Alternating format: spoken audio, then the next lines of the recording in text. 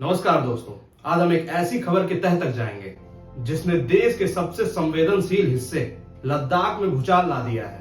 आपने 3 idiots film तो देखी होगी। उसमें जो एक कैरेक्टर था फुंगसुक वांगडू का, वो असल जिंदगी में सोनम वांगचुक से प्रेरित था। वही सोनम वांगचुक जिन्हें इस हफ्ते एनएसए यानी राष्ट्रीय सुरक्षा कानून के तहत गिरफ्तार कर लिया गया है और सीधे जोधपुर जेल भेज दिया गया है। उन पर आरोप है कि उन्होंने लद्दाख में हिंसा भड़काई, जिसमें कुछ लोगों की मौत भी हो गई। यह सब हो रहा है लद्दाख में, वही लद्दाख जो 2019 में सब खुश थे जब उसे जम्मू कश्मीर से अलग करके केंद्र शासित प्रदेश बनाया गया था।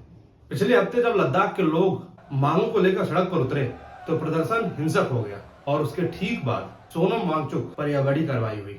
लेकिन दोस्तों, सबसे बड़ा सवाल यह है कि जिस आदमी ने देश की सेना के लिए भी इनोवेशन का काम किया हो, जिस पर पूरी दुनिया की नजर रहती है, उस पर रातों रात पाकिस्तान कनेक्शन और विदेशी फंडिंग में गड़बड़ी जैसे इतने गंभीर आरोप क्यों लगाए गए? क्या लद्दाख में शांति चाहने वालों को ही शांति भंग करने के आरोप में जेल भेजा गया है? इस वीडियो को अंत तक जरूर देखिए और अगर आप सब्सक्राइब नहीं किए हैं तो सब्सक्राइब भी करिए, क्योंकि आज हम इस मुद्दे के तह तक जाएंगे। तो दोस्तों, सोनम वांगचुक और लद्दाख के लोग असल में चाहते क्या है? दरअसल 2019 में जब आर्टिकल 370 को हटाकर लद्दाख को यूटी बनाया गया तो लोगों को लगा था कि उनकी जमीन, उनकी संस्कृति और नौकरियां सुरक्षित रहेंगी, लेकिन ऐसा हुआ नहीं।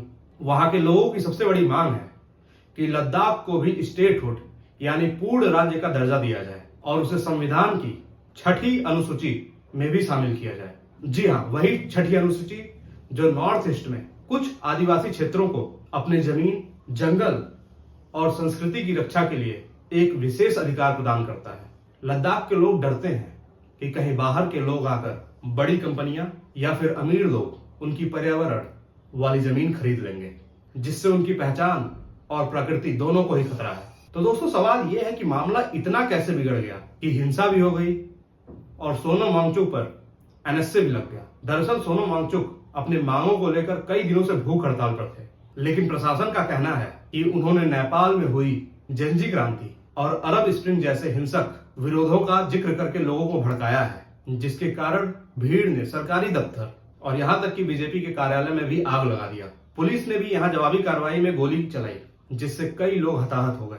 सरकारी कार्रवाई में पहले उनकी संस्था सेकमोल का एफसीआरए लाइसेंस को रद्द किया गया, यानी अब वो विदेश से चंदा नहीं ले सकते। उन पर पैसों की हेरा फेरी का भी गंभीर आरोप लगाया गया और फिर उसके बाद उनके ऊपर एनएसए लगाया गया, जो बिना लंबे मुकदमे के भी 12 महीने तक जेल में रखने की अनुमति देता है। यानी कि अब ये साफ है, सोनम वांगचुक कम से कम 12 महीने तक जेल में रहने वाले हैं। लद्दाख पुलिस ने तो यहां तक कह दिया कि उनका कनेक्शन पाकिस्तान में पर्सन ऑफ इंटरेस्ट से लिंक थे और उनके विदेशी दौरों को भी जांच हो रही है।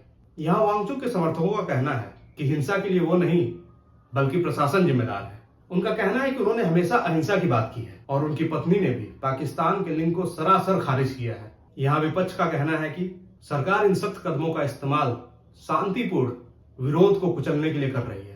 जमीनी हकीकत यह है कि क्या लद्दाख में इतनी बड़ी आबादी, जहां युवा अपने भविष्य को लेकर चिंतित हैं, को क्या एक आदमी भड़का सकता है, या यह सब बरसों से जमा हुई निराशा का नतीजा है? तो दोस्तों, लद्दाख में शांति चाहने वालों की हिंसा के आरोप में जेल क्यों भेजा गया? देखिए, फिलहाल ये मामला पूरी तरह से कानूनी दांवपेच और राजनीतिक आरोपों के बीच फंसा हुआ है।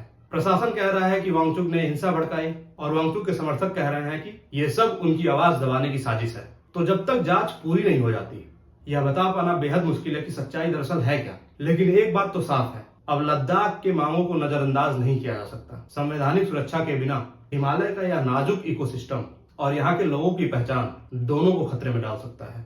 और यही वह संघर्ष है जो अब जेल के दीवारों के पार भी देश के सामने एक बड़ा सवाल बनकर खड़ा हो गया है। आपको क्या लगता है, क्या सरकार को लद्दाख के मांगों को मान लेना चाहिए, या एक संवेदनशील सीमा क्षेत्र में ऐसा करना देश की सुरक्षा के लिए खतरा बन सकता है? अपनी राय कमेंट बॉक्स में जरूर दीजिए और अगर आपने चैनल सब्सक्राइब नहीं किया तो सब्सक्राइब करना ना भूलें। धन्यवाद। जय हिंद।